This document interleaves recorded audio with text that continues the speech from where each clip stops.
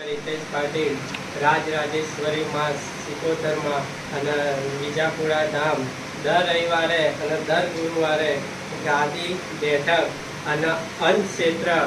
દર ગુરુવારે અને દર રવિવારે એક વ્યસન મુક્તિ અભિયાન અને ત્યારે મારે સિકોતરને યાદ કરીને ગાવું હોય ત્યારે હે મારી સિકોતર ના મળી હોત તો અમારું શું થાત, સિકોતર ના મળી હોત તો અમારું શું થાત, દલડાની વાત અમે કોને જઈને કે, મનડાની વાત અમે કોને જઈને કે,